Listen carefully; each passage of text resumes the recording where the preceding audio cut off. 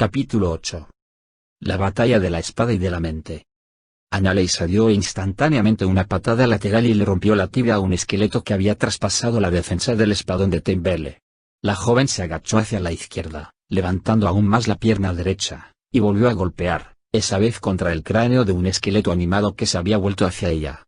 Al mismo tiempo, lanzó un directo a un segundo objetivo. El puño produjo un grotesco sonido acuoso cuando atravesó el pecho corrompido de un zombi.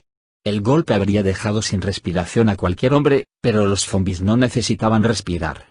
La criatura prosiguió con su impulso alucinado y golpeó con su pesado brazo el hombro y el brazo izquierdo de Annalisa, que era en su defensa, de modo que se desvió un paso hacia la derecha y se acercó a su hermano. Exhausta tras una larga noche de combate, Annalisa logró reunir toda su energía y, dando un paso adelante, empezó a sacudir al contrincante con una andanada de puñetazos, patadas y rodillazos. Hizo caso omiso de los macabros resultados de cada golpe que atravesaba la piel descompuesta y destrozaba los frágiles huesos, dejando agujeros por los que caían órganos podridos y montones de gusanos. Siguió y siguió golpeando al zombi, hasta que por fin se desmoronó. Otro ocupó su lugar. Parecía que el ejército enemigo era inagotable. El espadón de Temberle apareció por delante de Annalisa antes de que ella avanzara para hacer frente a su recién surgido enemigo. Temberle golpeó a la criatura justo debajo del hombro, le cercenó el brazo, y la espada atravesó las costillas con facilidad, lo que arrojó al zombi a un lado. Tuve la impresión de que necesitabas recuperar el aliento, explicó el hermano de Annalisa. Luego lanzó un gemido. La intervención para defender a Annalisa obligó a Temberle a ponerse en guardia contra la siguiente bestia que se le venía encima. Con el brazo derecho ensangrentado por una herida larga y profunda, retrocedió rápidamente y atacó con la empuñadura de la espada, golpeando y sacudiendo al esqueleto. La que acudió entonces fue su hermana. Dio un salto hacia arriba y hacia adelante para interponerse entre el esqueleto que se le acercaba y el que atacaba a Temberle. Annalisa lanzó los pies, uno a cada lado y, con un repiqueteo de huesos desencajados, los dos esqueletos salieron volando en direcciones opuestas. Annalisa aterrizó con ligereza, alzándose sobre la punta del pie izquierdo. Giró para descargar una poderosa patada circular en el abdomen del siguiente zombi que se aproximaba. Su pie lo atravesó limpiamente, pero cuando trató de retirar la pierna se encontró atascada en la columna vertebral del monstruo. Volvió a tirar, pues no podía hacer otra cosa, y se encontró cada vez más enredada, ya que el zombi, que no había quedado totalmente destruido por el poderoso golpe, la sujetó con sus garras. De nuevo, intervino la espada de Temberle, que atacó de lado con dureza. Alcanzó al monstruo en la cara y lo ensartó. Annalisa cayó hacia atrás sin poder desprenderse del cadáver. Signo de exclamación abierta: protégeme, le gritó a su hermano. Pero Annalisa se arrepintió de haber hablado al comprobar que Temberle tenía el brazo cubierto de sangre, que seguía emanando de la herida. Cuando asió la espada para volver a golpear y tensó los músculos del antebrazo, la sangre brotó en abundancia. Annalisa supo que no podría continuar así mucho tiempo. Ninguno de ellos podría. Exhaustos y horrorizados, y con la espalda tocando casi contra la pared de los almacenes del muelle, necesitaban un descanso del incesante ataque y tiempo para poder reagruparse y curarse las heridas. De lo contrario, Temberle iba a acabar desangrándose. Cuando por fin consiguió liberarse, Annalisa se puso de pie, dio un salto y miró en derredor buscando a Piquel o una vía de escape, cualquier cosa que pudiera darle esperanzas. Todo lo que vio fue a otro defensor que caía arrollado por la horda de no muertos, y un mar de monstruos por todas partes. A lo lejos, a apenas unas manzanas de donde ellos estaban, saltaban furiosas llamaradas que multiplicaban los incendios en Carradón. Con un suspiro de pesar y un gruñido de determinación al mismo tiempo que luchaba por contener las lágrimas, la joven volvió a combatir con ferocidad, golpeando al monstruo que tenía más cerca y al que atacaba a Temberle con una serie incansable de golpes. Saltaba y giraba, daba patadas y puñetazos, y su hermano trataba de mantenerse a su altura, pero sus embestidas se hacían más lentas y seguía perdiendo sangre. El fin estaba próximo. Signo de exclamación abierta: son demasiado pesadas, se quejó una niña. Trataba de levantar una barrica con escaso éxito. De repente, sin embargo, se hizo más ligera, y la niña pasó por la trampilla con tanta facilidad como si el recipiente estuviera vacío. Cuando vio que nadie la empujaba desde abajo, la niña miró el fondo, pensando que debía de haberse vaciado. Apostado en el tejado, Rorik se mantenía concentrado, ordenando a un sirviente invisible que sostuviera con firmeza la barrica y ayudara a la pequeña. No era un gran conjuro, pero él tampoco era un gran mago todavía, y en esa época en que la magia era tan impredecible y muchas veces tenía el efecto contrario al buscado, no se atrevía a intentar otros más difíciles. Sus esfuerzos lo dejaron satisfecho, al traerle a la memoria que los jefes tienen que ser listos y reflexivos, no solo fuertes en las armas o en el arte. Su padre jamás había sido el mejor luchador, y hubo de esperar casi al final de los trastornos que habían asolado la biblioteca edificante para disfrutar en toda su magnitud del poder que le había concedido Deneir. A pesar de todo, Rorik se lamentó de no haber recibido una formación similar a la de sus hermanos. Dependiendo de un bastón para andar, con el tobillo hinchado y la sucia herida supurando, cada doloroso paso le recordaba que no era gran cosa como guerrero. Tampoco soy gran cosa como mago, pensó, e hizo una mueca cuando su sirviente invisible desapareció. La niña, desequilibrada por la barrica, se cayó. Un lado del recipiente se rompió y el whisky se derramó por la esquina del tejado del almacén. Signo de interrogación abierta. ¿Y ahora qué? Preguntó un marinero. Rorik tardó un momento en darse cuenta de que el hombre esperaba que fuera él quien tomara una decisión, pese a ser mucho más viejo y curtido que el menor de los Bonaduce. Sé un líder, se dijo Rorik entre dientes, y señaló al frente del almacén, al borde de poca altura bajo el cual la batalla estaba en su apogeo. Signo de exclamación abierta. Dudaz. Annalise oía a su derecha el grito familiar, mucho más allá de Temberle. Se disponía a mirar en esa dirección, pero vio movimiento en lo alto y retrocedió, sorprendida. Sobrevolando las cabezas de los defensores, empezaron a caer pequeños barriles de whisky. Docenas de ellos volaban y caían aplastando a zombis y demás desdichadas criaturas unos, y reventándose sobre los adoquines otros. Signo de interrogación abierta. Kedem. Gritó más de un sorprendido defensor, entre ellos Temberle. Signo de exclamación abierta. Dudaz. Fue la enfática respuesta. Todos los defensores miraron en esa dirección y vieron que Piquel corría hacia ellos. Llevaba el brazo derecho extendido hacia un lado, apuntando a la horda con su cachiporra, que lanzaba chispas. Al principio, la luz brillante bastó para mantener a los no muertos apartados, de modo que el camino se despejaba mientras él seguía corriendo, pero lo más importante era que esas chispas encendían el alcohol derramado, y no había nada que ardiera mejor que el whisky de Carradón. El enano seguía su carrera lanzando llamas con su cachiporra y otras llamas le respondían. A pesar del dolor, a pesar de los temores por sus hermanos, Annalise no pudo por menos que soltar una risita al ver pasar al enano, agitando su muñón como si fuera el ala de un pato herido. En realidad, no corría, según observó Annalise, sino que se deslizaba. La asaltó una imagen de un Rorik de 5 años patinando por el huerto de su madre en espíritu elevado, con una bengala chispeante en la mano, y se sintió invadida por una repentina alegría, como si estuviera segura de que el tío Piquel podría hacer que todo se solucionara. Sin embargo, desechó rápidamente aquella idea y acabó con un monstruo cercano que había quedado por delante de la muralla de fuego. Después corrió hacia Temberle, que ya estaba empezando a gritar para organizar la retirada. Annalise rebuscó en su bolsillo y sacó un lienzo limpio con el que intentó parar la hemorragia del brazo de Temberle.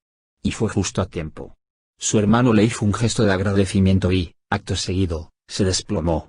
Annalise lo sujetó, pidió ayuda y le dio instrucciones a una mujer para que recogiera el espadón de Temberle, ya que sabía, como lo sabían todos, que seguramente le volvería a hacer falta, y muy pronto.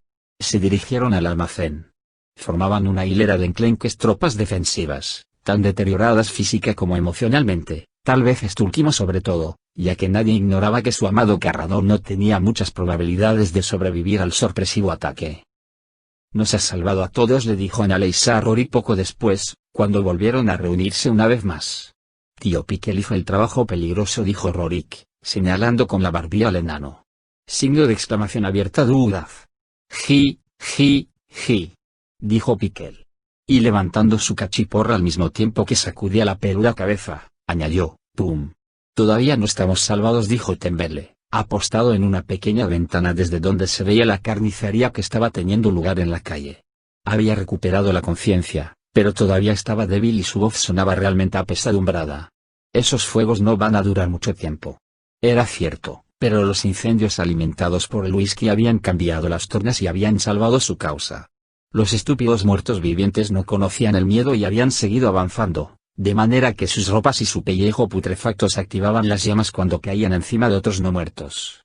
Sin embargo, unos cuantos rezagados habían conseguido abrirse paso y estaban arañando con sus garras las paredes del almacén y golpeando los tablones mientras el fuego de fuera se iba agotando.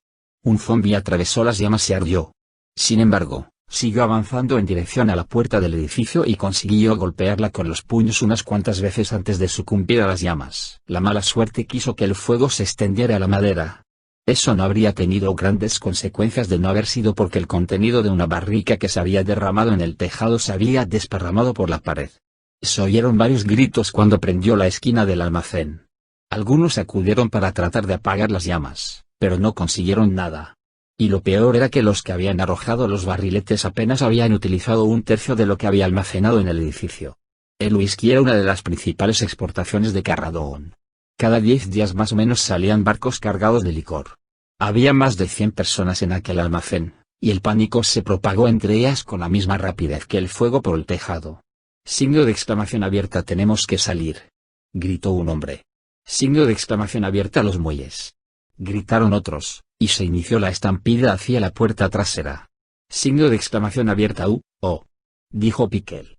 Tember le pasó el brazo de Rorik por encima de sus hombros y los hermanos avanzaron hacia la salida, apoyándose el uno en el otro y gritándoles a Annalisa y a Piquel que los siguieran.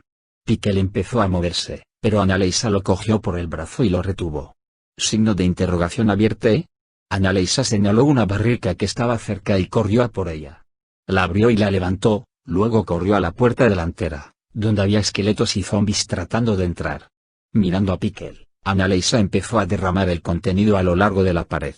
Signo de exclamación abierta. Ji, aprobó Piquel, acudiendo a su lado con otra barrica.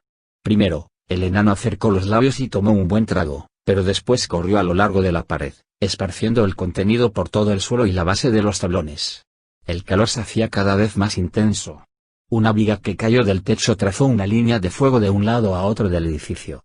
Signo de exclamación abierta. Ana, gritó Rorik desde el fondo del almacén. Signo de exclamación abierta. Salid, le gritó su hermana. Tío Piquel, vamos. El enano corrió hacia ella, de un salto superó la viga tirada en el suelo, y ambos se dirigieron deprisa hacia la puerta. Hubo más desprendimientos peligrosos, y la pared lateral empapada de whisky empezó a arder con furia. Las llamas se propagaron por las paredes que tenían detrás, pero los no muertos no habían conseguido entrar. Annalisa le dio cuenta al llegar a la salida. Signo de exclamación abierta. Vete, le ordenó a Piquel, empujándolo a través de la puerta. El enano y los dos hermanos quedaron horrorizados cuando Annalisa se volvió y entró a la carrera en el edificio en llamas. El humo le inundó las fosas nasales y le hizo arder los ojos. Apenas podía ver, pero conocía el camino. Saltó por encima de la viga tendida en medio del almacén, se agachó y, con una voltereta, pasó por debajo de otra que caía desde lo alto. Se acercó a la puerta delantera y de un salto se lanzó hacia ella en el preciso momento en que una barrica cercana estallaba y se convertía en una bola de fuego. Otra que había detrás explotó también. Annalisa dio una patada a la pesada barra que atrancaba la puerta, poniendo todas sus fuerzas y su voluntad en el golpe. Oyó el crujido de la madera bajo el pie. Menos mal, porque no tenía tiempo para repetir el movimiento. En ese momento, las llamas alcanzaron el whisky que ella y Piquel habían vertido y tuvo que salir a todo correr para no ser presa del fuego. Pero la puerta estaba abierta, y los no muertos se precipitaron al interior, llevados por su estupidez y su ansia devastadora. Más barricas estallaron y la mitad del techo se hundió detrás de Annalisa, pero ella mantuvo su atención centrada y las piernas en movimiento. Como casi no veía nada en medio de la densa humareda, tropezó contra un madero encendido y se lastimó los dedos de los pies. Consiguió recuperarse rápidamente y se levantó de nuevo. Más explosiones, y a su alrededor seguían cayendo trozos encendidos del tejado. El humo se volvió tan espeso que se desorientó. No podía ver la puerta. Annalisa se detuvo derrapando, pero no tenía tiempo que perder. Volvió a salir corriendo, tropezó con una pila de barriles y los volcó. No podía ver, no podía respirar, no tenía la menor idea de dónde estaba la salida, y sabía que cualquier otra dirección la conduciría directamente a la muerte. Giró a izquierda y derecha. Partió en una dirección y luego retrocedió, desalentada. Llamó a gritos, pero su voz se perdió entre el rugido de las llamas. En ese momento, el horror se transformó en resignación. Sabía que estaba condenada, que su atrevida maniobra había sido un éxito, pero que le costaría la vida. Que así fuera. La joven se dejó caer sobre manos y rodillas, y pensó en sus hermanos. Confió en haberles dado el tiempo necesario para escapar. El tío Piquel los pondrá a salvo, se dijo, y aceptó su suerte. Hay que decir a su favor que Bruenor no dijo nada, pero Tibuledorf, Puente y Drizzt no podían por menos que notar las miradas evidentemente incómodas que echaba a un lado y a otro cada vez que Harlaxle y Atrogat entraban o salían de entre los árboles en sus monturas mágicas. Tiene las hechuras de un revientabuches, comentó Puente, que estaba sentado al lado de Bruenor en el pescante de la carreta mientras Drizzt caminaba junto a ellos. El revientabuches señaló con su barbudo mentón a Atrogate. Demasiado limpio para mi gusto, pero me agrada ese puerco que lleva. Y esos manuales. O sea que los revientabuches andan por ahí con Drows, ¿verdad? Replicó Bruenor, pero antes de que Puente pudiera descifrar aquella observación irónica, llegó la respuesta de Drizzt. A veces dijo. Signo de exclamación abierta. Va, elfo, tú no eres un Drow, ni lo has sido nunca, protestó Bruenor. Ya sabes lo que quiero decir. Lo sé, reconoció Drizzt. No pretendías ofender ni yo me he sentido ofendido, pero tampoco creo que Harlaxle coincida con la idea que tú te has formado de mi pueblo. Signo de exclamación abierta. Va, él no es ningún Drizzt. Tampoco lo era Zaknafein de la manera que tú das a entender, respondió Drizzt, pero el rey Bruenor habría dado la bienvenida a mi padre en Mithril Hall. De eso, estoy seguro. Y este extraño se parece a tu padre, ¿es eso lo que quieres decir? Drizzt miró a través de los árboles para observar a Harlaxle montado en su corcel infernal y se encogió de hombros sin saber realmente qué responder. Según me han dicho, eran amigos. Bruenor guardó silencio un momento y también miró a esa extraña criatura que era Harlaxle, con su extravagante sombrero adornado con una pluma. Todo en torno a su persona resultaba chocante para la estrechez de miras de Bruenor, todo lo suyo hablaba al enano en clave del otro.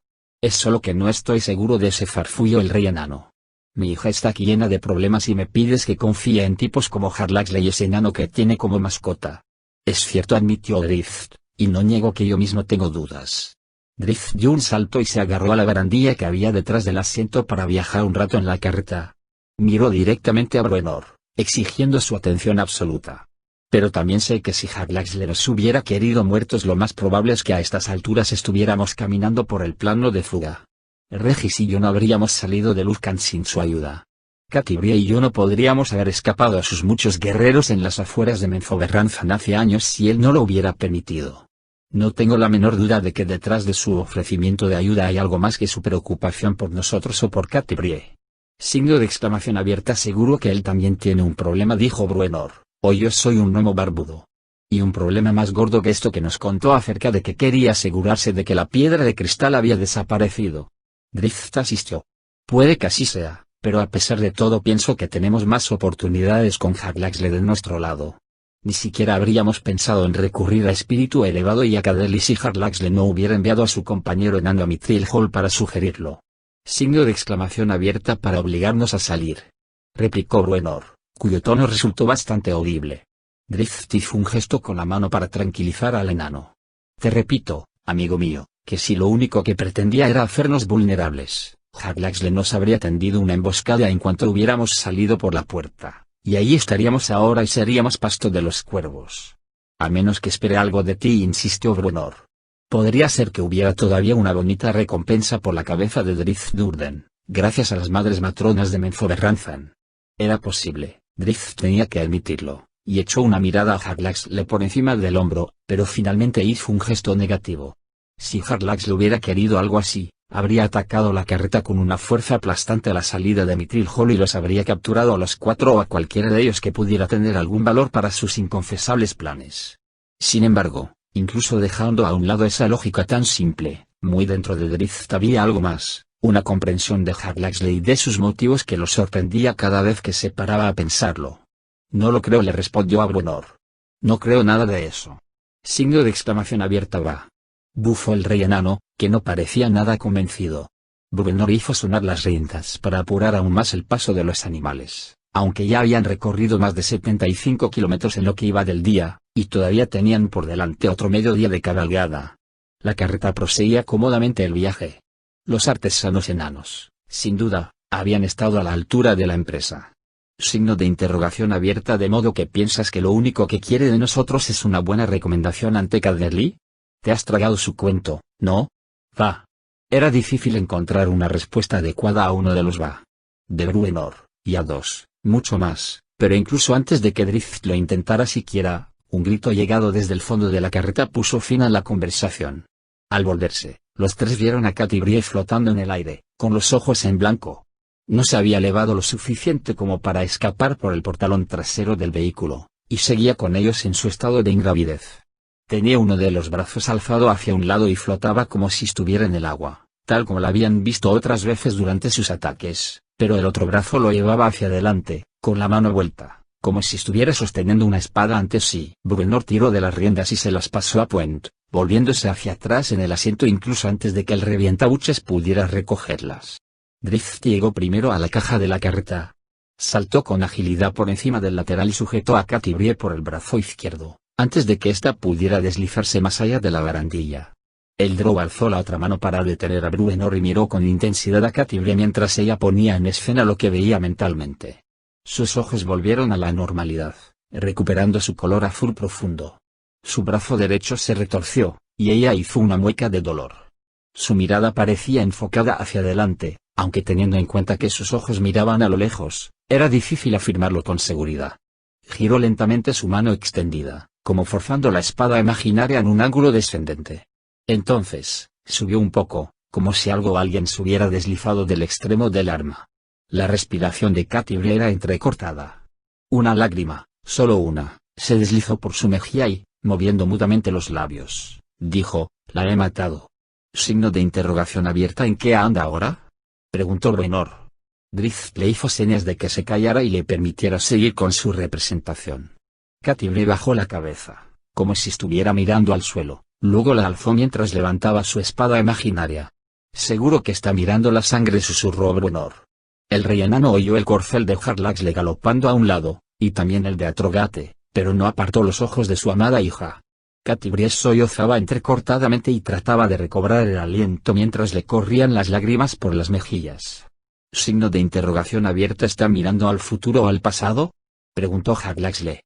Drift hizo un gesto como si no lo supiera, aunque estaba casi seguro de reconocer la escena que estaba representando ante él. Pero ha flotado y casi sale por el portalón trasero. «Yo no quiero hablar, pero está tocada», dijo Atrogate. Entonces sí que Bruenor se volvió y echó al enano una mirada asesina. «Mil perdones, buen rey». Bruenor se disculpó. Atrogate, solo he dicho lo que pensaba. Catibrie volvió a sollozar y a sacudirse violentamente. Drift ya había visto suficiente. Atrajo a la mujer hacia su regazo, la abrazó y le susurró al oído. Y el mundo se tornó oscuro para el Drow. Durante un instante apenas vio a la víctima de Catibrie, una mujer con el hábito de la torre de huéspedes del arcano, una maga llamada Sidney. La conocía y sabía con toda seguridad cuál era el incidente que su amada acababa de revivir. Antes de que pudiera entender del todo que lo que veía era el cuerpo de la primera persona a la que Catibrie había matado en su vida, la primera vez que había sentido en su propia piel la salpicadura de la sangre de su víctima, la imagen se desvaneció, y él se adentró más, como si penetrara en el reino de la muerte y en... Drift no lo sabía. Miró a su alrededor alarmado, como si lo que estuviera viendo no fuera la carreta y a Bruenor, sino un plano extraño, de luz difusa y densas sombras, y una niebla gris oscura casi negra, llevada por una brisa imperceptible. Allí, en aquel otro lugar, se le echaron encima unas bestias oscuras, fofas, como deformes que se arrastraban sobre brazos desproporcionados, con los tendones muy marcados, y que mostraban unos dientes largos y afilados. Rápidamente dio la espalda a Catibrie y echó mano a sus cimitarras cuando la primera de las bestias extendió una garra hacia él. Hasta el brillo de centella le pareció oscuro al lanzar un golpe descendente, pero el arma hizo su trabajo y cercenó el brazo de aquella cosa a la altura del codo. Drift se deslizó hacia adelante en pos del golpe, atravesando el torso de la desdichada criatura con muerte de hielo. Se retrajo raudamente hacia el otro lado y giró en redondo. Vio horrorizado que Catibrie no estaba ahí. Salió en estampida, arrollando a alguien con todas sus fuerzas. A continuación tropezó y dio una voltereta hacia adelante. Bueno, más bien intentó darla, pero se dio cuenta de que el suelo estaba varios palmos más bajo de lo que había pensado, y aterrizó sentado, con fuerza, entrechocando los dientes. Drift lanzaba furiosos tajos y estocadas mientras las bestias oscuras se abalanzaban sobre él.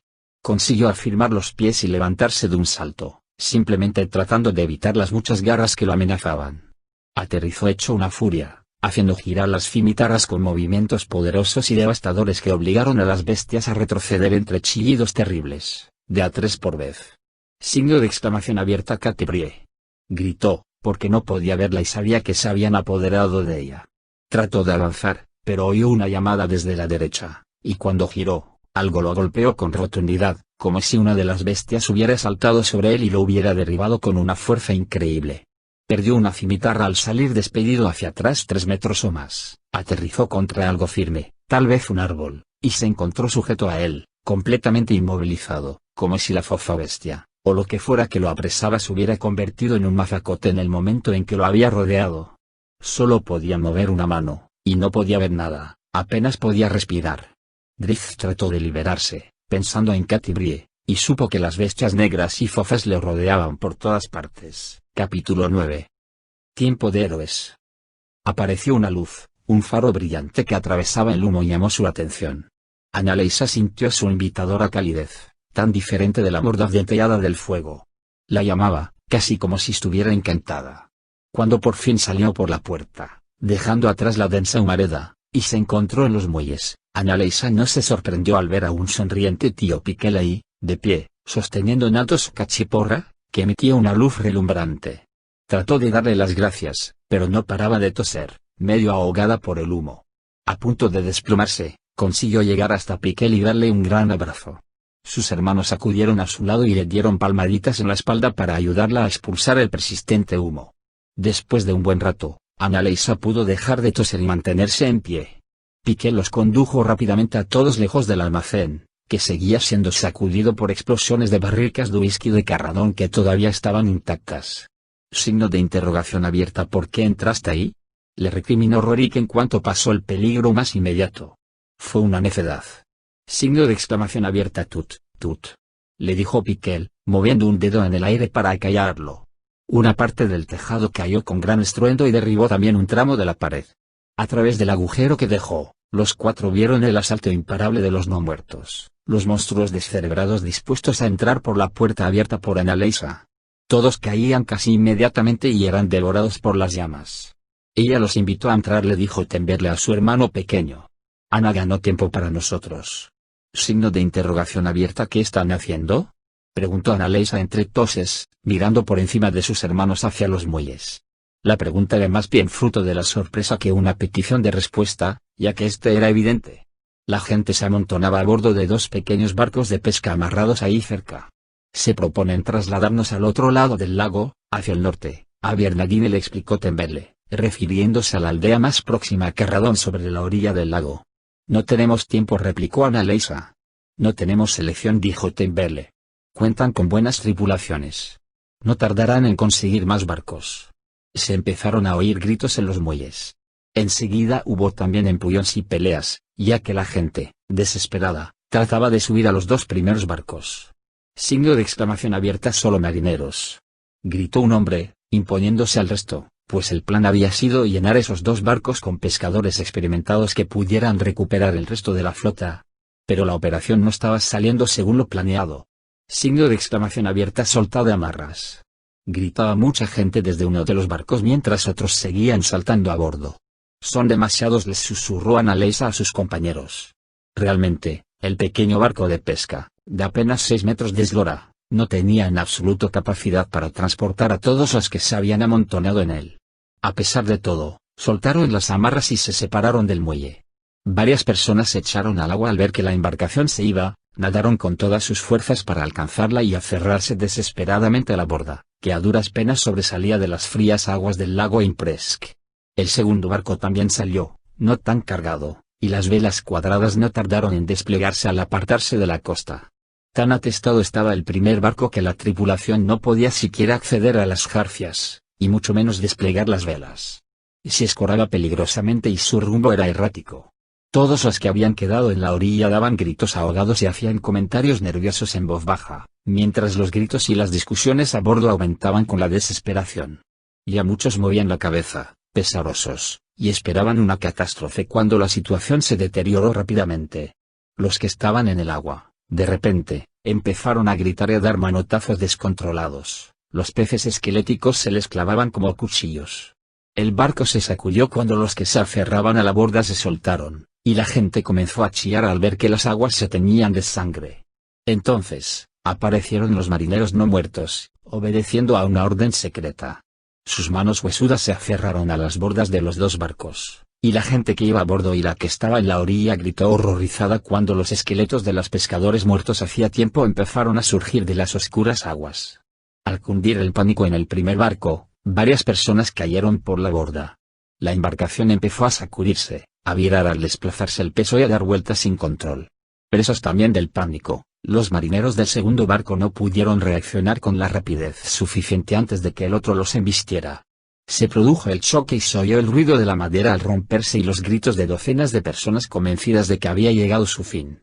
Muchos cayeron al agua, y como los esqueletos empezaron a subir a bordo, otros no tenían más remedio que saltar del barco para intentar llegar a nado hasta la orilla.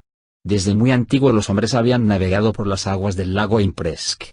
Sus profundidades habían presenciado millares de renovaciones del ciclo de la vida. El fondo era un hervidero de muertos que se levantaban y las aguas se removían con el asalto de los peces esqueléticos, que asediaban a los carradeños en cuanto caían al agua. Y los que estaban en los muelles, entre quienes se contaban Annalisa, sus hermanos y el tío Piquel, no podían hacer otra cosa que contemplar la escena horrorizados, ya que ni uno solo de los 80 que, más o menos, habían subido a esos dos barcos consiguió llegar vivo a la costa. Signo de interrogación abierta. ¿Y ahora qué? Gritó Rory con el rostro bañado en lágrimas y hablando entre sollozos tan profundos que a duras penas le salían las palabras. A decir verdad, todos los que estaban en los muelles compartían esa horrible pregunta. Entonces, el almacén se derrumbó con un estruendo espantoso. Muchos de los no muertos fueron destruidos en esa conflagración gracias al coraje de Annalisa, pero todavía quedaban muchos más. Y los habitantes de Carradón estaban atrapados contra las aguas del lago, un lago en el cual no se atrevían a meterse. Grupos desperdigados empezaron a correr hacia el norte y hacia el sur, desaparecido ya todo vestigio de orden. Unas cuantas tripulaciones consiguieron reunirse a lo largo de la costa y bastantes habitantes se acogieron a su protección. Muchos más tenían los ojos puestos en los hijos de Cadel y Danica, considerados desde hacía tiempo los héroes de la baronía. A su vez, los tres hermanos ponían sus esperanzas en el único en quien podían confiar, el tío Piquel. Piquel rebolludo aceptó la responsabilidad con su proverbial entusiasmo, alzando su muñón al aire. Sujetó su cachiporra bajo el brazo cercenado y empezó a dar vueltas a saltitos, dándose golpecitos en los labios con un dedo y musitando una y otra vez. Bueno, entonces, ¿qué? Gritó el capitán de un barco. Muchos se agruparon en torno a los cuatro a la espera de la respuesta. Buscaremos un lugar que defender y organizaremos nuestras filas, dijo Temberley cuando se cansó de esperar una respuesta de Piquel. Demos con un callejón estrecho. No podemos quedarnos aquí abajo. Signo de exclamación abierta. Exclamó Piquel, contrario a la idea cuando ya el grupo empezaba a organizar su repliegue. Signo de exclamación abierta. No podemos quedarnos aquí, tío Piquel. Le dijo Rorik, pero el indomable enano se limitó a responderle con una sonrisa. Entonces, el enano de la barba verde cerró los ojos y golpeó las tablas del muelle con su cachiporra, como si llamara a la tierra que tenía bajo sus pies. Se volvió a la izquierda, hacia el norte, después vaciló y miró en la otra dirección antes de girar otra vez hacia el norte y ponerse en marcha a paso ligero. Signo de interrogación abierta. ¿Qué está haciendo? Preguntaron el capitán y algunos otros. No lo sé, respondió Temberley, pero Rorik y él se cogieron del brazo y partieron tras el enano. Signo de exclamación abierta. No vamos a seguir a ciegas a ese enano chiflado, protestó el capitán. Entonces, acabaréis muertos, respondió Annalisa sin vacilar. Sus palabras surtieron efecto, porque todos se apresuraron a seguir a Piquel, que los alejó de los muelles, los condujo a la playa del norte y se dirigió hacia las rocas oscuras que protegían el puerto de Carradón de los vientos septentrionales. Signo de exclamación abierta. No podemos subir a esas paredes rocosas, se quejó un hombre. Signo de exclamación abierta. Estamos demasiado cerca del agua, gritó otra mujer. Lo cierto era que un trío de marineros no muertos trataba de llegar hasta ellos, lo que obligó a Temberley, Annalisa y otros guerreros a proteger el flanco derecho a lo largo de todo el camino. Se encaminaron hacia un aparente punto muerto, donde la pedregosa senda subía una empinada cuesta que acababa en un descenso al lago lleno de piedras. Signo de exclamación abierta brillante, se quejó el capitán, acercándose a Piquel. Nos has conducido a una muerte segura, enano chiflado. La verdadera que parecía que tenía razón, porque los muertos vivientes iban persiguiendo al grupo, que no tenía dónde huir. Pero Piquel no se inmutaba. Se detuvo al borde del precipicio, junto a un pino sacudido por el viento, y cerró los ojos, entonando una salmodia mágica de los druidas. El árbol respondió bajando una rama ante él. Signo de exclamación abierta. Ji, ji, ji, dijo Piquel, abriendo los ojos y pasándole la rama a Rorik, que estaba a su lado. Signo de interrogación abierta. ¿Qué? Preguntó el joven. Piquel señaló con un gesto la caída, y dirigió la mirada de Rorik hacia una cueva que había en el fondo de la ensenada. Signo de interrogación abierta. ¿Quieres que salte hasta allí? Preguntó Rorik, incrédulo. ¿Quieres que me balancee hasta allí? Piquel asintió y lo empujó fuera de la cornisa. Entre gritos, Rorik, guiado por el obediente árbol, quedó posado con tanta suavidad como la que emplea una madre para poner a un niño en la cuna, en un estrecho saliente de piedra junto a la ensenada. Esperó ahí al capitán y a otros dos, que fueron los siguientes en balancearse hasta donde él estaba, antes de encaminarse a la cueva. Piquel fue el último en bajar, con una hueste de zombis y esqueletos pisándole los talones. Varios monstruos saltaron detrás de él, y lo que consiguieron fue destrozarse contra las piedras del fondo. Alzando su cachiporra relumbrante, Piquel pasó delante del grupo ahí reunido y abrió la marcha hacia la cueva, que, a primera vista, parecía una cámara ancha, alta y estrecha, donde el agua les llegaba a los tobillos. Pero el instinto y la invocación mágica de Piquel lo habían guiado bien. En el fondo de aquella estrecha cueva había un corredor lateral que se internaba en las paredes rocosas, y todavía más abajo, en las entrañas de las montañas Copo de Nieve. Las 2 veintenas de supervivientes de Carradón se internaron en la oscuridad. La mitad de ellos eran buenos combatientes, el resto, ciudadanos aterrados, algunos ancianos, otros demasiado jóvenes para blandir un arma. No habían andado mucho cuando llegaron a un punto defendible, donde el corredor acababa en una estrecha chimenea que daba acceso a otra cámara. Allí decidieron establecer su primer campamento, apostando un círculo de guardias en la entrada de la cueva, que cubrieron con una pesada piedra, y otros más vigilando los 2 corredores que salían de la cámara para internarse aún más en las montañas. No se oyó ni una queja más contra el tío Piquel. Jaglax les sacó su varita. Signo de exclamación abierta. Solo la cara. Le gritó a Atrogate. El drow saltó de la montura a la parte trasera de la carreta y pasó por delante de Bruenor, que estaba apoyado sobre una rodilla sujetándose con la mano derecha el hombro izquierdo en un intento de contener la hemorragia. Centella había atravesado la buena armadura del enano y le había hecho una herida profunda. Jaglax le sujetó a Catibrie cuando iba a salir flotando por la parte de atrás, tras haber recibido un fuerte empujón de Drizzt a causa de su incontrolable agitación. Jaglax le tiró de ella y la abrazó estrechamente, como había hecho antes Drizzt, y empezó el mismo viaje a la locura. Pero Jaglax le sabía conocer las distorsiones, ya que la magia del parche que llevaba sobre el ojo repelía los engaños, de modo que mantuvo sujeta a Catibrie y le susurró palabras suaves mientras ella sollozaba. Poco a poco, consiguió calmarla y atraerla al fondo de la carreta, al fin la sentó con la espalda contra la pared lateral. Se volvió, sacudiendo la cabeza, y vio que Tibledorf-Puent trataba de desgarrar la manga de Bruenor, empapada de sangre. Signo de exclamación abierta. ¡Ay, mi rey! Se lamentó el revientabuches.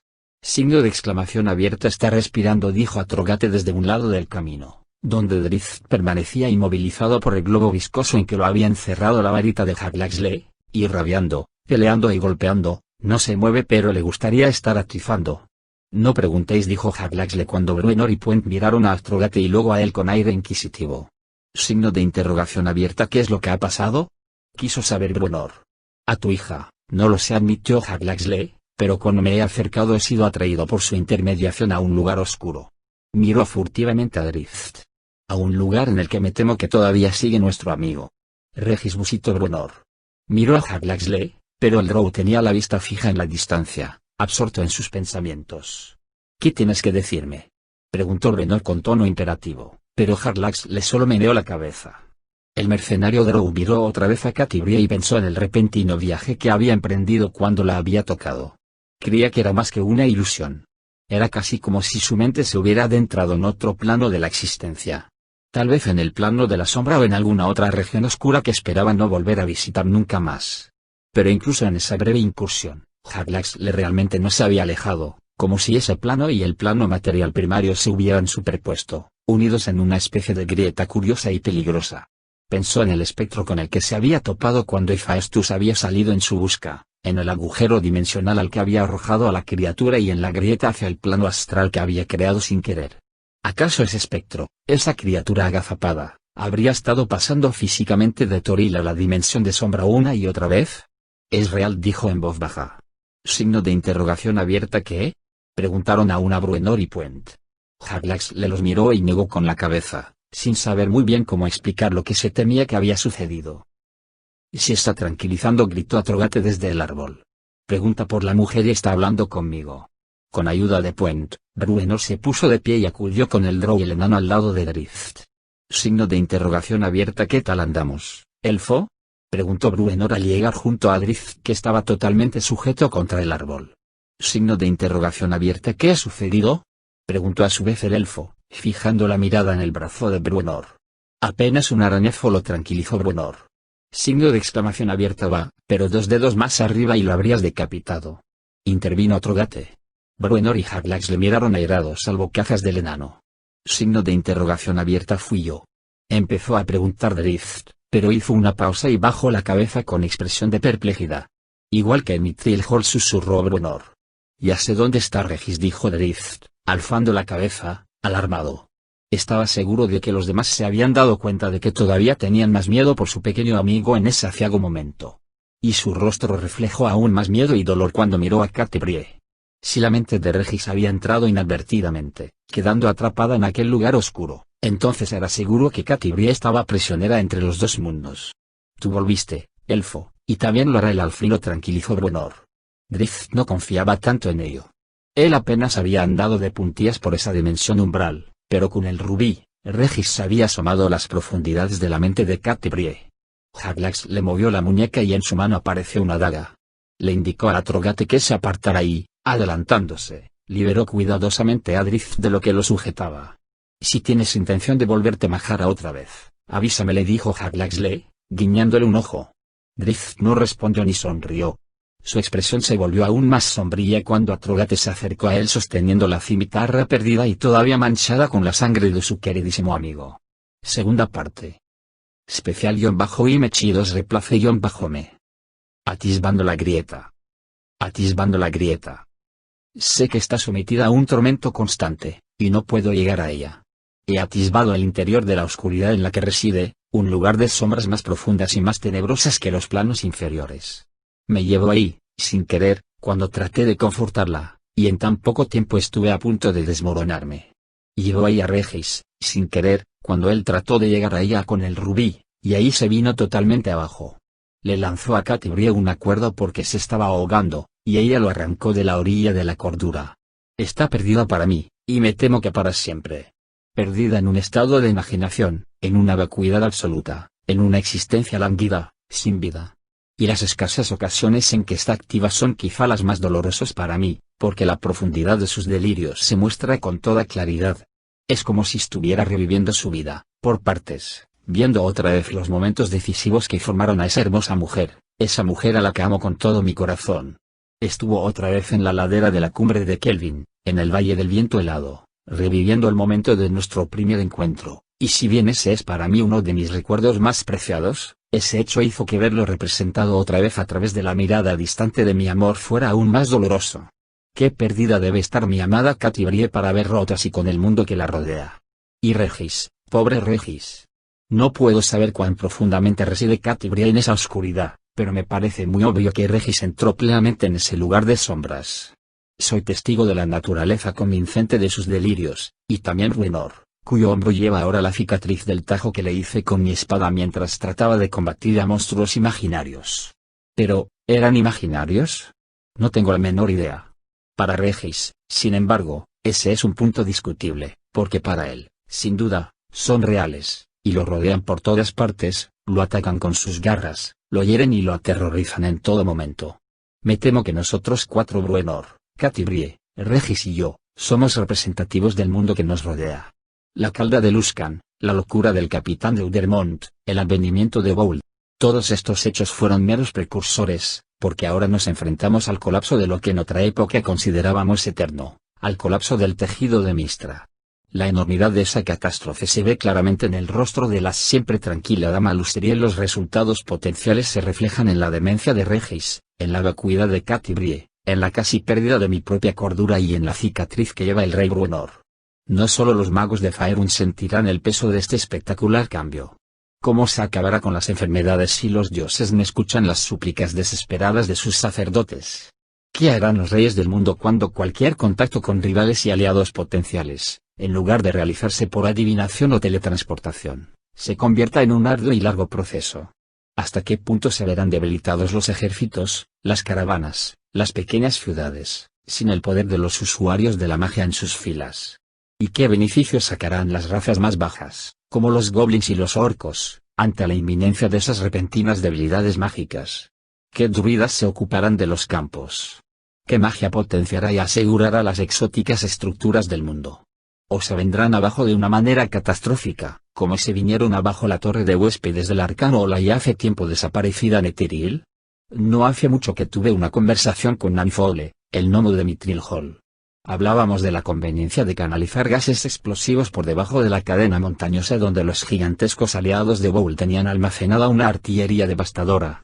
Una proeza de ingeniería para el gnomo y su grupo de enanos. Una hazaña que hizo bola la cadena montañosa como no lo habría hecho una bola de juego del Minster. Nanfole es más partidario de Gon, el dios de los inventos, que un practicante del arte. Le pregunté por aquello, tratando de averiguar por qué se tomaba tantos trabajos cuando una parte tan importante de lo que podía hacer se conseguía con mayor rapidez con un simple toque al tejido. Por supuesto, jamás obtuve respuesta, ya que no es esa la forma habitual de actuar de Nanfole. En lugar de eso se lanzó a una discusión filosófica sobre la falsa tranquilidad que nos da nuestra dependencia de lo que es y las expectativas que tenemos puestas en ello. Jamás había tenido esto tan claro como hoy, porque veo que lo que es se está desmoronando a nuestro alrededor.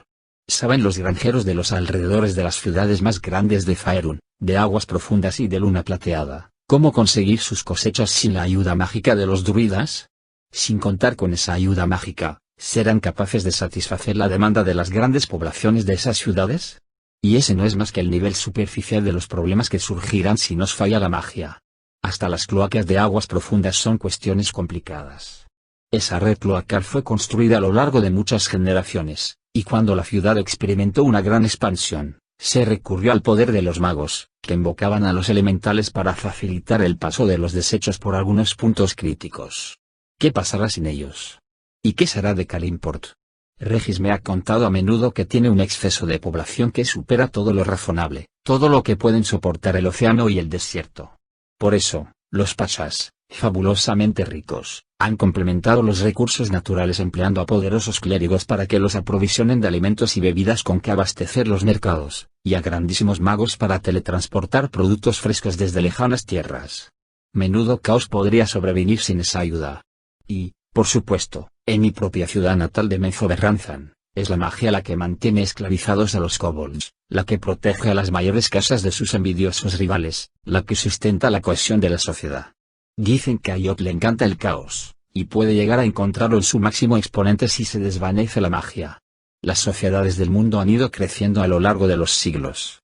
Los sistemas que tenemos instaurados han evolucionado a través de muchas generaciones, y me temo que en esa evolución hemos olvidado los fundamentos de las estructuras de la sociedad. Tal vez peor, puede ser que aprender de nuevo las artes y los oficios perdidos no baste para atender a las necesidades de tierras que se han vuelto más opulentas y populosas gracias a que la magia complementa los sistemas antiguos. Siglos atrás, Kalimport no podría haber sostenido a su enorme población. Tampoco habría podido el mundo, un lugar muchísimo más extenso, alcanzar el gran nivel de singularidad, de unicidad, de comunidad de que ahora goza. Porque ahora la gente viaja a lugares distantes y se comunica con ellos mucho más que en el pasado.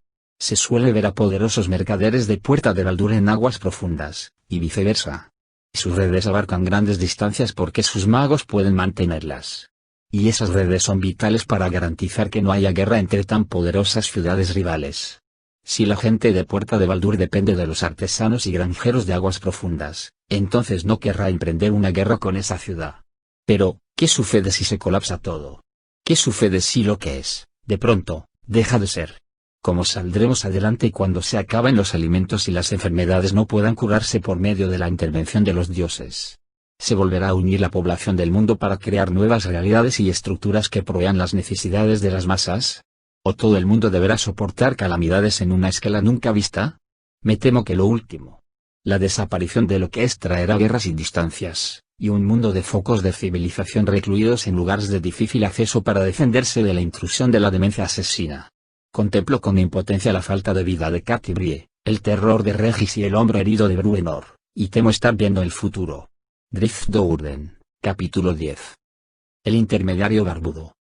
Te regocija en exceso una treta tan simple, le dijo Hephaestus a su compañero en una cueva al sur de Espíritu Elevado.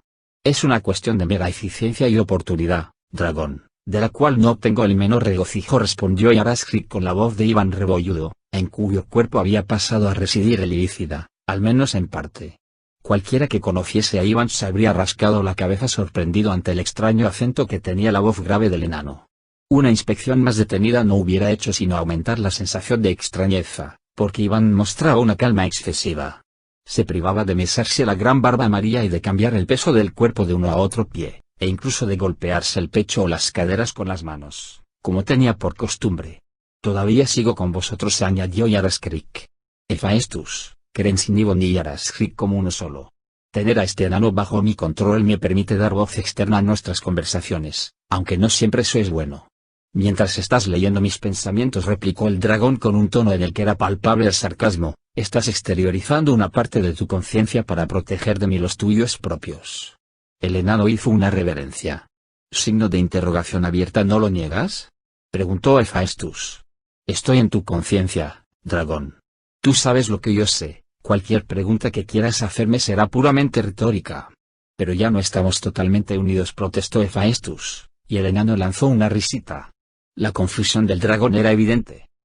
No eres lo bastante sabio como para segmentar tus pensamientos en pequeños compartimentos, algunos interiores y otros exteriores, bajo la forma de un enano feo y retaco. El Yaraskrik metido en el cuerpo de Iván volvió a inclinar la cabeza. Me halagas, gran Hephaestus. Puedes creer que estamos inexorablemente unidos. No podría herirte sin herirme a mí, porque hacérselo a uno es realmente hacérselo al otro. Sabes que es verdad. Entonces, ¿por qué recurriste al enano, a este huésped representante?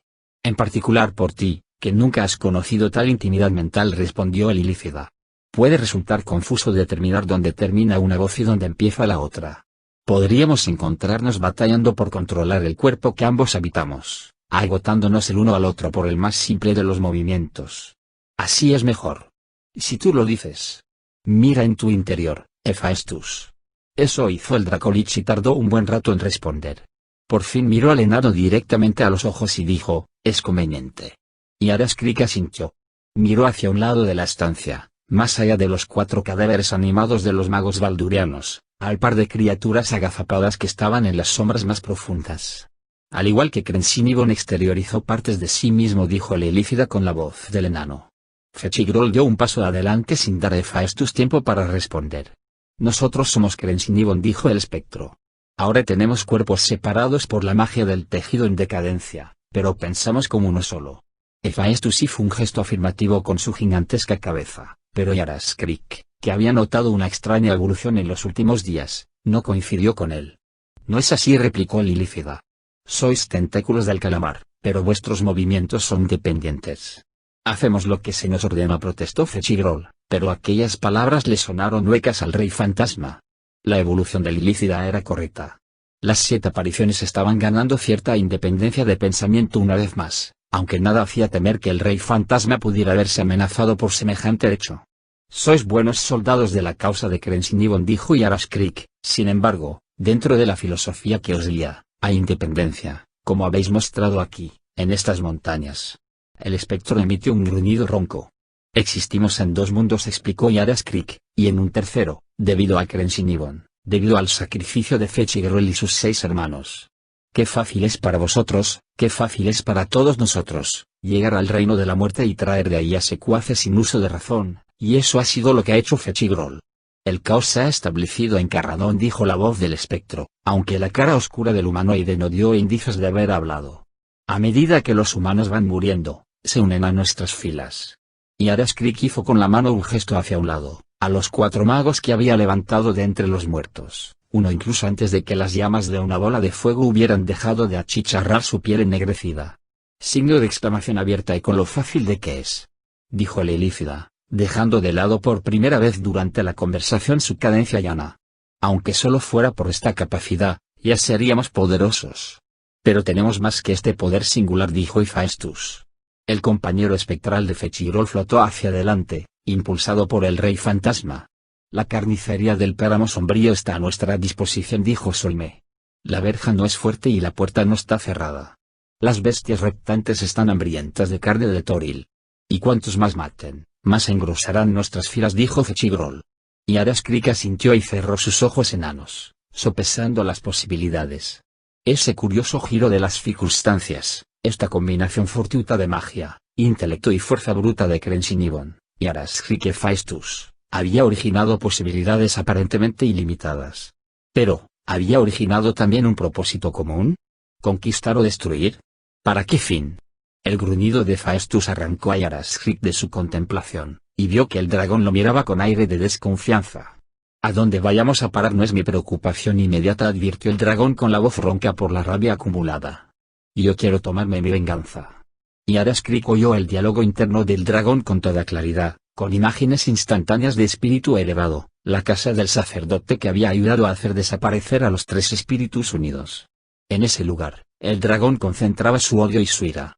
Habían sobrevolado el edificio la noche anterior, e incluso entonces, y Araskrik y Crensinibon habían tenido que contrarrestar el reflejo del enfado de Hephaestus. De no haber sido por la mediación de aquellas dos voces internas, el dragón se hubiera lanzado en picada sobre el lugar en un arranque explosivo de pura malevolencia. Y Araskrik no disentía abiertamente, y ni siquiera permitió que su mente revelara en absoluto su oposición. Signo de exclamación abierta ya mismo. Rugió Hephaestus. No se atrevió a oponerse a Lilícida. La magia se está deshaciendo, al menos la arcana, y en algunos casos la divina, pero todavía no está totalmente deshecha. No está perdida para el mundo, pero no se puede confiar en ella. Ese lugar, espíritu elevado, está lleno de sacerdotes y magos poderosos. Subestimar el poder ahí reunido representa un gran peligro. Cuando lo decidamos, caerá, y ellos también caerán, pero no antes. Hephaestus volvió a gruñir. Fue un gruñido largo y ronco, pero Araskrik no temía un estallido de la bestia, porque sabía que Crensinibon reforzaba cada vez más su raciocinio dentro del dragón. Este quería acción, devastadora y catastrófica, quería sembrar la muerte entre aquellos que habían facilitado su caída. Hephaestus era por naturaleza impulsivo y explosivo, era la forma de ser de los dragones. Pero la forma de ser de Lilícida requería paciencia y una consideración minuciosa, y no había en el mundo criatura sentiente más paciente que Crensinibon, que había visto pasar milenios ante sus ojos. Contrarrestaron a Hephaestus y calmaron a la bestia. Ayudaron, y no poco, sus promesas de que espíritu elevado quedaría convertido en una ruina humeante. Esa era una intención firme y una expectativa sincera, y por supuesto, Hephaestus lo sabía con tanta certeza como si la idea fuera suya. El Dracolich se hizo un ovillo y alimentó sus fantasías. También podía ser una criatura paciente. Bueno, hasta cierto punto. Signo de exclamación abierta: defended ese flanco. Les gritó Rorik a los hombres de la pared izquierda de la cueva, dispersos entre un montón de rocas caídas. Estaban con el agua por los tobillos y combatían a muerte contra una multitud de esqueletos y zombis. El centro de la línea defensiva, encabezado por los tres jóvenes Bonaduce y por Piquel, se mantenía firme contra el ataque de los no muertos. Ahí el agua llegaba casi hasta la rodilla, y su arrastre afectaba más al avance de los monstruos que a los defensores. A la derecha, los contornos y curvas del túnel también favorecían a los defensores. Ante ellos, donde el túnel se hacía aún más ancho, había un profundo pozo. Los esqueletos y zombis que se atrevían a entrar en él estaban totalmente cubiertos por las aguas, y los que conseguían salir eran recibidos con una lluvia de pesadas estacas. Ese pozo era el motivo principal por el cual los defensores habían elegido defender allí el terreno cuando por fin las hordas los encontraron. Al principio, había parecido una elección prudente, pero la afluencia incansable de sus enemigos estaba empezando a hacer pensar a muchos Temberle y Annaleisa, entre ellos, que tal vez deberían haber escogido un punto más estrecho que ese espacio de 9 metros. No van a aguantar, les dijo Rorik a sus hermanos mientras Annaleisa le daba una patada en la cabeza a un esqueleto y lo mandaba volando túnel abajo. Annaleisa no necesitó aclaración alguna para saber a qué se refería. Dirigió de inmediato la mirada a la izquierda, a las muchas rocas que bordeaban aquella parte desmoronada del túnel. Habían creído que esas rocas iban a ser una ventaja ya que obligarían a la avanzadilla de los monstruos a concentrarse para abrirse camino entre los numerosos obstáculos, pero cuando los monstruos atacaron, esas piedras esparcidas empezaron a perjudicar a los defensores. que demasiado a menudo se encontraban aislados de sus aliados. Annalisa le dio a Temberle una palmada en el hombro y se apartó hacia un lado. Pero apenas hubo recorrido 2 pasos oyó gritar a Rorik de dolor. Se volvió sobre sus talones y lo vio caer, levantaba la pierna herida, de la que volvía a emanar sangre. Temberle trató de echarle una mano, pero un chapoteo hizo que perdiera pie. Un pez esquelético salió del agua y lo golpeó en toda la cara. Por toda la parte media de la línea, los defensores empezaron a agitarse y a gruñir mientras los peces no muertos saltaban del agua y encontraban sus objetivos. Signo de exclamación abierta retirada. Gritó un hombre. Corred. Signo de exclamación abierta no hay a dónde ir. Gritó otro. Signo de exclamación abierta volved al túnel. Volvió a gritar el primero, y empezó a internarse más en la cueva seguido por varios otros. La totalidad de la parte central se derrumbó detrás de ellos. Rorik y Temberle se pusieron de pie al mismo tiempo. Rorik le indicó a su hermano que se fuera. Temberle, sangrando profusamente por la nariz, se volvió velozmente, esgrimiendo el pesado espadón. Annalisa miró al flanco izquierdo justo a tiempo para ver cómo una docena de manos carcomidas tiraban de un hombre hacia abajo. Se había quedado sin opciones, y al ver que todo se venía abajo a su alrededor, lo único que pudo hacer fue gritar, signo de exclamación abierta tío Pickle. Era lo que había hecho tantas veces en su infancia cuando se enfrentaba a una crisis. Si Pickle lo oyó, no dio muestra alguna, ya que el enano de la barba verde estaba lejos de la primera línea, con los ojos cerrados. Tenía la mano tendida hacia adelante, sujetando la cachiporra mágica mientras describía lentos círculos con el muñón. Annalisa se disponía a llamarlo otra vez, pero vio que estaba entonando una salmodia. La joven monje miró hacia la pared izquierda y luego otra vez hacia el centro. Dándose cuenta de que tenía que confiar en su tío, salió corriendo hacia las rocas, hacia el grupo de esqueletos que no paraba de aporrear y desgarrar al defensor caído. De un salto se colocó en medio de ellos y empezó a descargar patadas y puñetazos con contundencia y precisión. De una patada lanzó a un esqueleto a un lado, y este se incrustó en el pecho de un zombi. Inmediatamente se apoyó sobre la punta de un pie con la otra pierna extendida y comenzó a golpear furiosamente mientras describía una veloz rotación. Signo de exclamación abierta a mí. Les gritó a los compañeros del hombre caído, muchos de los cuales parecían a punto de dar la vuelta y huir, al igual que varios de los del centro de la línea. Annalisa hizo una mueca de dolor cuando una mano esquelética se le clavó en el hombro y le produjo una profunda herida con los dedos huesudos. De un codazo le rompió la cara a la criatura y la lanzó despedida. Entonces, redobló las patadas y los puñetazos, decidida a seguir combatiendo hasta el crudo final. Los hombres y las mujeres que se habían internado más en la cueva abandonaron toda idea de retirada y acudieron llenos de furia. Annalisa los había inspirado, los había avergonzado. A la monje guerrera la embargó la satisfacción al verlo, ya que la horda se vio obligada a retroceder, y el hombre caído fue arrebatado de las garras de los no muertos. Annalisa tenía sus dudas de que eso fuera a influir en el resultado final, pero a pesar de todo y por alguna razón a ella sí le importaba. Morirían con honor y valor, y eso tenía que contar algo. Echó una mirada a sus hermanos en el momento en que Pickle, en su cuarto intento, conseguía por fin completar su conjuro. Una bola blanca y brillante, tan grande como el puño de Annalisa, brotó de la cachiporra del enano y pasó por encima de la primera línea de defensores. La bola tocó a un esqueleto y siguió adelante. Annalisa se quedó con la boca abierta cuando el esqueleto quedó paralizado y se cubrió de una capa de hielo. Signo de interrogación abierta que fue todo lo que dijo antes de que la pequeña bola cayera al agua. Entonces, tanto ella como los demás se quedaron atónitos al ver que el estanque se congelaba alrededor de la esfera. Los combatientes de la primera línea dieron un grito de sorpresa y dolor cuando la garra helada llegó hasta ellos, que o bien retrocedieron, o los dejó aprisionados donde estaban. Sin duda, era una consecuencia involuntaria, pero valió la pena porque el monstruoso avance, incluso el de los insidiosos peces no muertos, se detuvo de inmediato. Unos tentáculos helados se extendieron desde el centro del hielo, avanzaban hacia los lados y se alejaban de los defensores, guiados por la voluntad de Pickle. Signo de exclamación abierta ahora. Les gritó Annalisa a los suyos, que estaban en la pared de la izquierda, y todos lanzaron un furioso ataque para repeler la marea de muertos vivientes. Los que no habían quedado atrapados en el hielo rompían con fuerza los cristales para liberar a sus compañeros. Trabajaban con desesperación al ver que acudían nuevos no muertos desde el otro lado del área congelada y avanzaban impertérritos por encima de la helada superficie usando a sus secuaces inmovilizados como asideros para no resbalar. Sin embargo, Piquel había ganado el tiempo suficiente como para que el vapuleado grupo pudiera retirarse por el túnel. Se adentraron más en la montaña, hasta que atravesaron un estrecho corredor, un pasadizo por el que solo podían avanzar de uno en uno y que finalmente se abría, gracias al cielo, a una cámara más ancha, de unos 100 pasos de amplitud. A la salida del túnel se hicieron firmes. 2 guerreros recibían a los no muertos que trataban de entrar. Y cuando esos 2 se cansaban o sufrían alguna herida, otros 2 ocupaban su lugar. Mientras tanto, detrás de ellos, Rorik organizaba una fila de defensores provistos de grandes rocas. Cuando estuvo seguro de que tenían suficientes, dio la voz a los defensores de que se hicieran a un lado. Uno por uno, los que formaban la cola fueron avanzando y arrojando rocas al túnel, de manera que hicieron retroceder a los esqueletos y los zombies. En cuanto tiraban la piedra, salían corriendo a buscar otra.